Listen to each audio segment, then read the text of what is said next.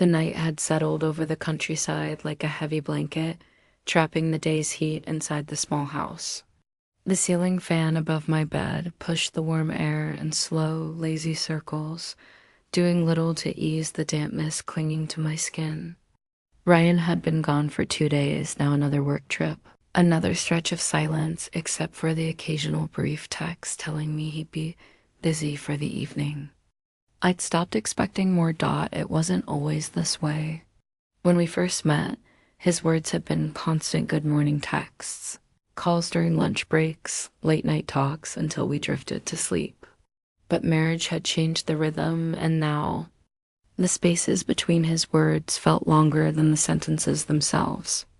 I'd learned to fill the gaps with the soft hum of the refrigerator, the chirping of crickets outside, and the dull thud of my own footsteps in an empty house. Earlier that day, I tried distracting myself watering the potted plants on the porch, rearranging bookshelves, even baking a pie I knew I wouldn't eat.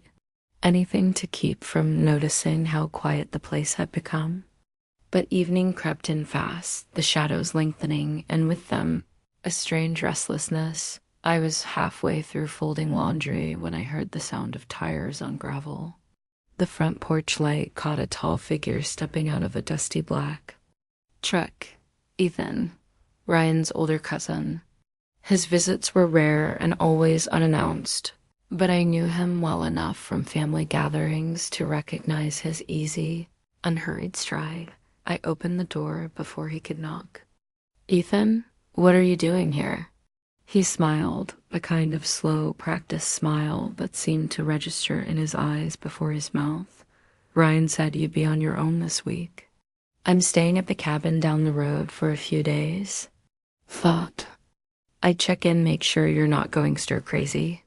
There was nothing in his tone to suggest more than casual politeness, but the way his gaze lingered made me suddenly aware of the loose tank top I was wearing. I stepped aside, letting him in, the scent of rain-soaked pine drifting in with him. We sat in the kitchen, the small table between us lit by the warm glow of the overhead lamp. He refused my offer for dinner, but accepted coffee.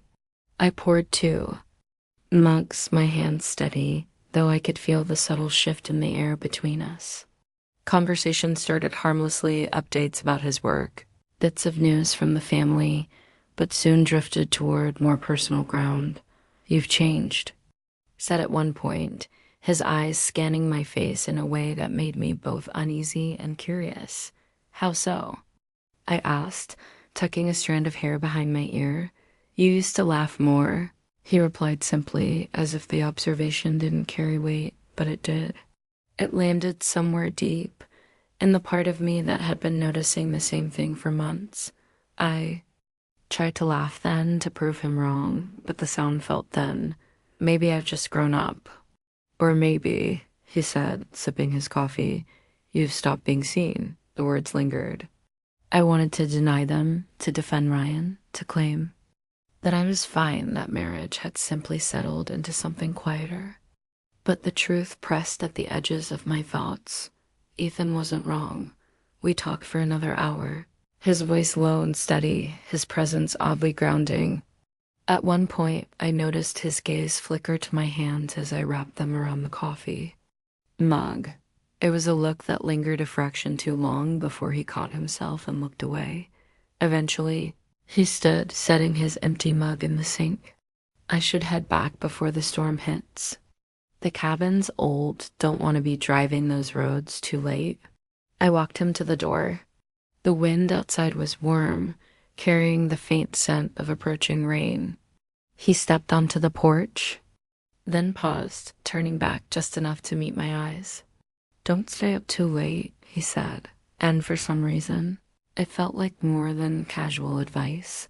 When he was gone, the house seemed quieter than before, as if his voice had been holding the silence at bay. I moved through the motions of locking the doors, shutting off lights, but my mind kept replaying small moments, his words, the way he'd looked at me, the sense that something unspoken had passed between us. I took a long shower, letting the water wash away the heat clinging to my skin. Still, when I stepped out, the air felt heavy. I didn't bother with clothes, only the thin comfort of my bedsheet as I slipped between the sheets.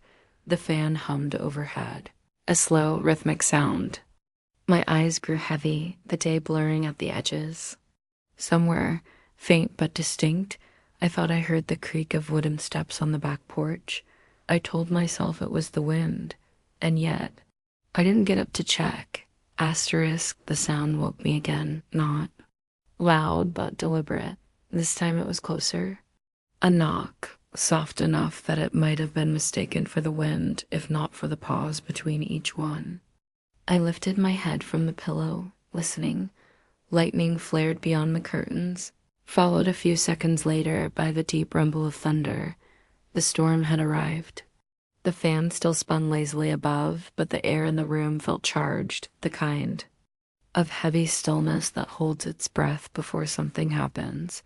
Then came the voice, muffled but familiar. "Lena, you awake?" I pulled the sheet around me and sat up.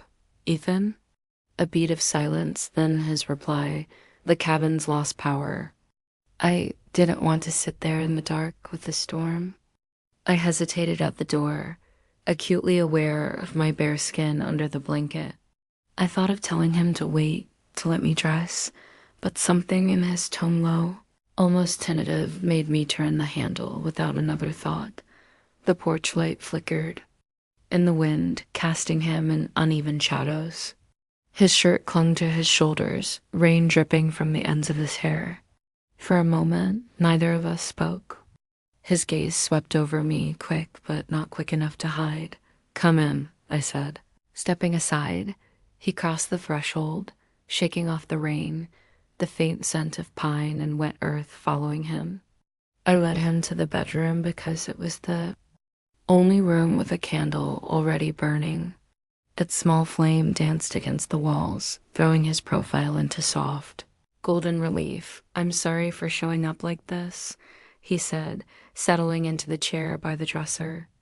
I figured Ryan wouldn't mind if I kept you company. There was something almost careless in the way he said Ryan's name, as if it were just another detail and not the anchor between us. I tightened the sheet around myself and sat on the edge of the bed. "It's fine. The storm's worse than I thought." He glanced at the window, where rain streaked down in quicksilver lines. "I hate nights like this. Too much time to think." "What do you think about?" I asked, my voice quieter than I intended. His eyes found mine across the small space. "About mistakes, about chances you don't take."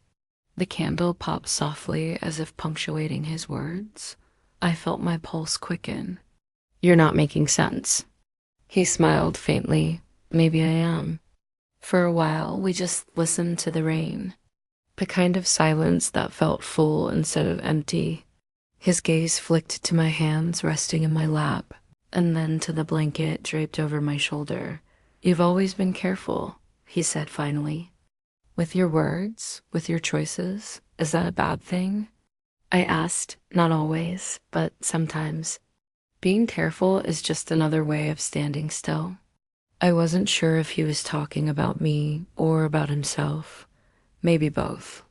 My fingers tightened on the blanket, but I didn't move to cover more of myself. His hand rested on the arm of the chair, tapping once against the wood before stilling.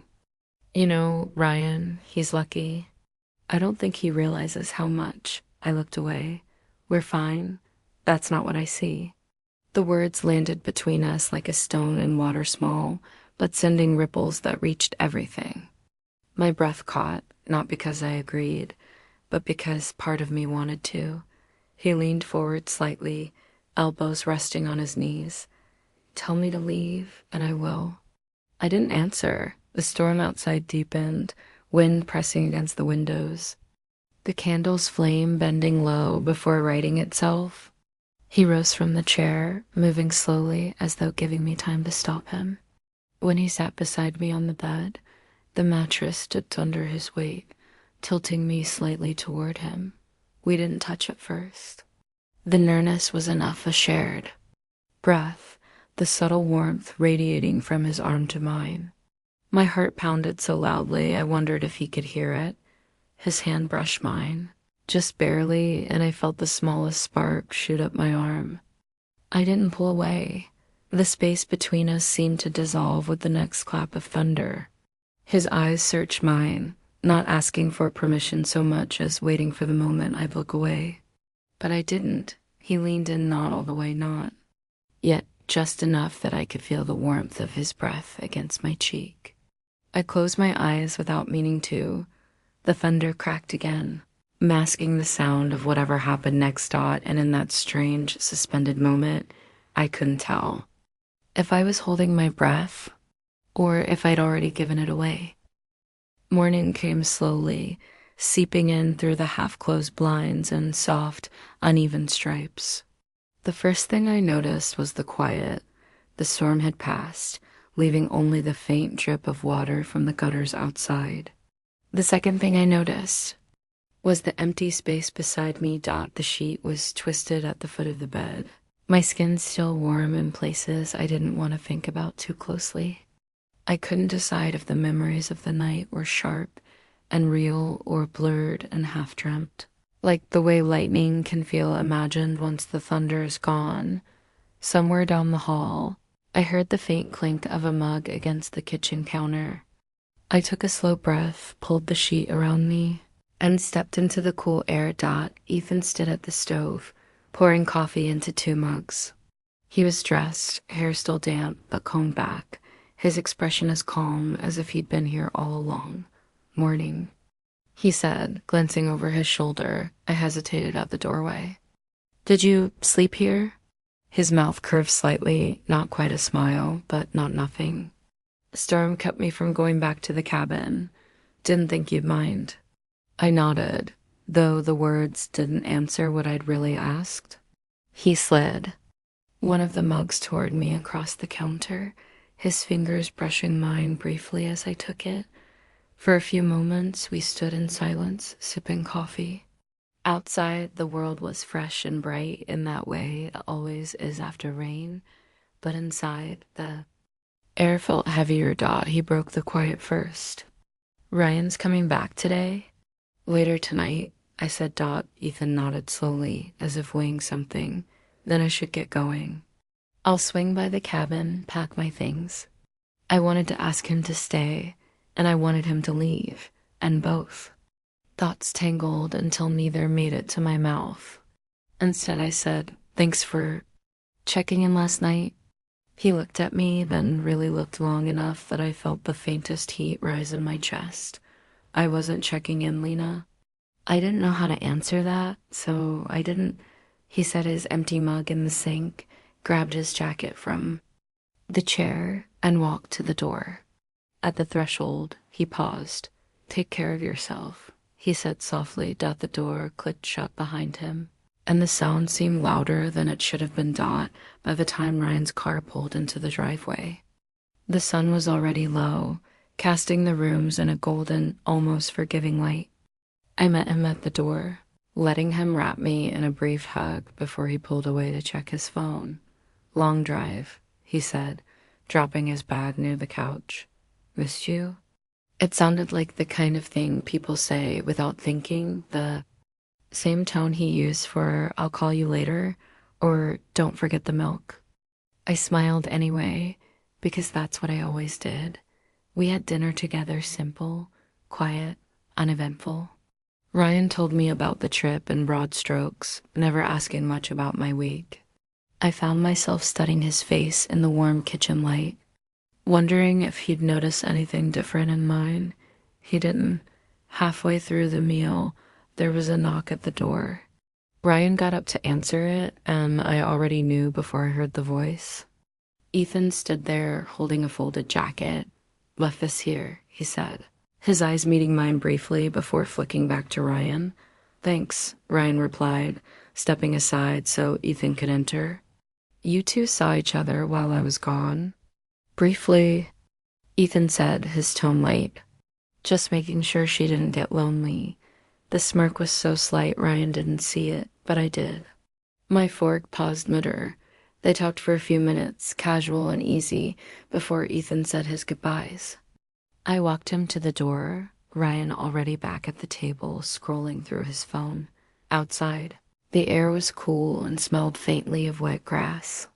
Ethan leaned one hand against the frame, close enough that I could feel the warmth radiating from him. "You're not going to tell him, are you?" he asked quietly. I met his gaze, steady this time. "There's nothing to tell." The corner of his mouth lifted. "If you say so." He stepped back, walked toward his truck, and didn't look back. That night, lying beside Ryan, I stared at the ceiling, listening to the steady sound of his breathing. The storm was gone, the air calm, but my mind refused to settle. Somewhere in the house, a floorboard creaked softly. Footsteps too measured to be imagined. They stopped outside the bedroom door, and then nothing. I closed my eyes, unsure whether I wanted those steps to move away or to come closer.